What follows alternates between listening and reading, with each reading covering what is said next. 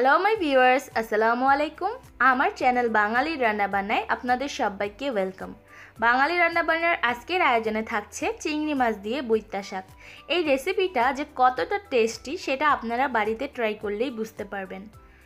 বৈত্যা শাক রান্নার জন্য আমি এখানে 2 আটি বৈত্যা শাক নিয়ে নিয়েছি। এটা বাজারে কিনতে পাওয়া যায়। আমি বৈত্যা শাকের উপরের নরম অংশটা নিয়ে ভালোভাবে ধুয়ে নিয়েছি। এবার চুলায় একটা হাঁড়ি বসিয়ে তাতে 2 টেবিল চামচ রান্না করা রেগুলার তেল দিয়ে 2 টেবিল চামচ পেঁয়াজ কুচি আর 4টি কাঁচামরিচ দিয়ে দেব। এবার একটু নেড়ে চেড়ে নিব। যখন এ পর্যায়ে পৌঁছে যাবে তখন এর মধ্যে দিয়ে দেব চিংড়ি মাছ। চিংড়ি মাছ দেওয়া হয়ে গেলে একটু নেড়ে চেড়ে আবারও চিংড়ি মাছগুলোকে ভালোভাবে পেঁয়াজের সাথে মিশিয়ে নিতে হবে। এবার একটু ভাজা ভাজা হয়ে এলে এর মধ্যে দিয়ে দেব 1 টেবিল চামচ হলুদের গুঁড়া আর দিয়ে দেব 1 টেবিল চামচ মরিচের গুঁড়া। মরিচের গুঁড়াটা আপনারা স্বাদ অনুযায়ী দিয়ে দিবেন। এবার এর মধ্যে দিয়ে দেব 1 টেবিল চামচ আদা রসুনের পেস্ট। এবার স্বাদ মতো লবণ দিয়ে সবগুলো উপকরণ একসাথে ভালোভাবে মিশিয়ে নিতে হবে। মশলাগুলোকে ভালোভাবে একসাথে মিশিয়ে নেব। এবার এর মধ্যে দিয়ে দেব প্রায় হাফ কাপের মতো পানি। পানিটা ব্যবহার করছি মশলাটাকে কষিয়ে নেওয়ার জন্য।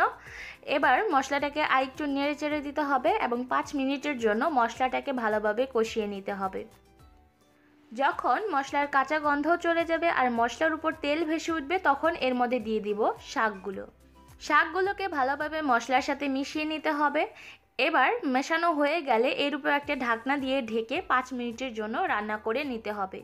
5 মিনিট পর ঢাকনা খুলে শাকটাকে আরেকটু নেড়ে চেড়ে দিতে হবে। এ পর্যায়ে চুলার আঁচ মিডিয়াম টু লোতে রাখতে হবে, তা না হলে শাকগুলো পুড়ে যাওয়ার সম্ভাবনা আছে। শাকটা প্রায় হয়ে এসেছে, আমি আরেকটু নেড়ে চেড়ে শাকটাকে চুলা থেকে নামিয়ে নেব।